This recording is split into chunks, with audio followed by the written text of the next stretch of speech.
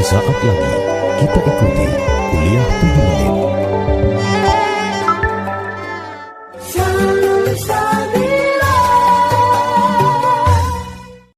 Assalamualaikum warahmatullahi wabarakatuh. Bismillahirrahmanirrahim. Alhamdulillahilladzi hadana ala dinil Islam. Wassalatu wassalamu ala sayyidina wa maulana Muhammad wa ala alihi wa ashabihi ajma'in, amma ba'du.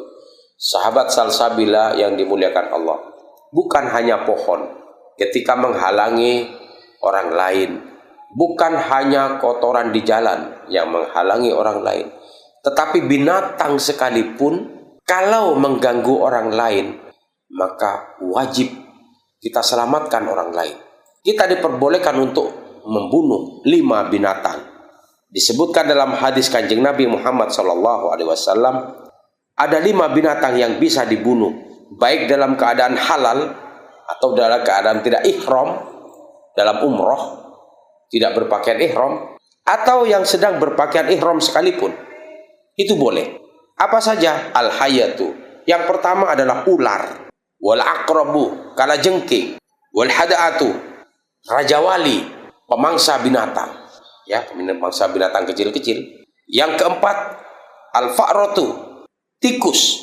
Yang kelima, wal kalbul aqur, yaitu anjing galak. Itu harus dibunuh, baik dalam keadaan berpakaian ihram atau tidak berpakaian ihram. Karena kelima binatang itu mengganggu keselamatan orang lain, membahayakan keselamatan orang lain. Coba dapat kita bayangkan, mengganggu hak orang lain. Contohnya apa? Ular. Itu membahayakan orang lain. Itu harus dibunuh, bukan malah dipelihara. Kalau dipelihara, dikhawatirkan akan mengganggu keluarganya atau mengganggu saudaranya. Orang yang datang silaturahim, orang datang berkunjung, ternyata hewan peliharaannya mengganggu orang lain, menyakiti orang lain. Terus dibunuh. Ular harus dibunuh, bukan dipelihara. Anjing harus dibunuh, bukan dipelihara. Karena gara-gara anjing yang galak membuat tetangga, kerabatnya malas untuk datang bersilaturahim karena anjingnya galak. Terus dibunuh.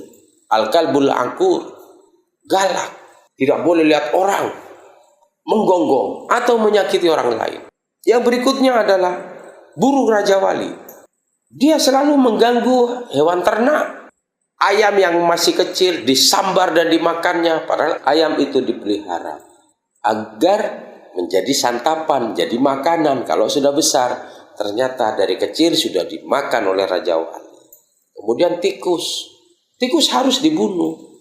Dan yang kelima adalah anjing galak, terus dibunuh. Sahabat Salsabila ini muliakan Allah, Rasulullah memerintahkan untuk membunuh ular, tokek. Nah ini, Rasulullah memerintahkan untuk membunuh tokek. Tokek dalam hadis ini disebutkan fuwaisik atau fasik. Jadi fasik ini, fuwaisik atau tokek ini memiliki keistimewaan kalau memukulnya. Ya, dalam hadis disebutkan man qatala waz'an fi awwali darbatin kutibat lahu mi'ata hasanatin wa fi thaniyati duna dzalik wa fi thalithati duna dzalik. Jadi pukulan pertama mendapatkan 10. Pukulan pertama mendapatkan 100 kebaikan. Pukulan kedua ini berkurang karena ini sudah status menyiksa. Pukulan kedua berkurang pahalanya, pukulan ketiga berkurang pahalanya, pukulan keempat dan seterusnya itu berkurang pahalanya. Maka pukulan pertama langsung mati, ini mendapatkan pahala 100 kebaikan, ditulis baginya 100 kebaikan. Maka ketika memukul, pukullah dengan tepat dan waktu yang tepat dengan alat yang tepat, agar tidak terjadi pemukulan lebih dari 1 kali. Artinya sekali tebas, sekali hantam, tok, mati. Nah, jadi dicatat 100 kebaikan, termasuk dalam membunuh binatang. Binatang yang lain, contohnya kalajengking, ular, tikus, itu hanya dengan sekali pukul. Karena pahalanya 100 itu sekali pukul. bukan pukulan kedua, pukulan ketiga. Karena pukulan kedua, ketiga termasuk bentuk penyiksaan. Usahakanlah dengan alat yang tepat, waktu yang tepat, sasaran yang tepat, sehingga hasil juga tepat. Sekali pukul, jret, selesai. Sekali tebas, selesai. Sekali pukul, mati. Kalau berkali-kali, itu menyiksa. Untuk memberikan manfaat kepada umat Islam yang lain.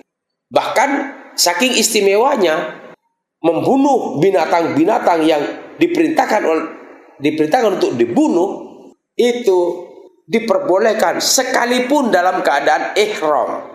Karena orang yang sedang melakukan ihram atau sedang berpakaian ihram, baik sedang haji ataupun sedang umroh, itu tidak boleh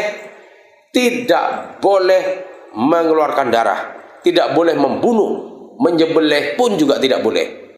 Tetapi dalam persoalan binatang-binatang ini yang disebutkan ada 5 binatang harus dibunuh, maka orang yang ihram atau tidak ihram diperbolehkan sekalipun itu dilakukan di tanah haram. Mudah-mudahan kita seluruhnya ditakdirkan oleh Allah untuk ziarah Mekah Madinah dalam urusan haji, dalam pelaksanaan haji dan pelaksanaan umroh. Wallahu a'lam. Wassalamualaikum warahmatullahi wabarakatuh.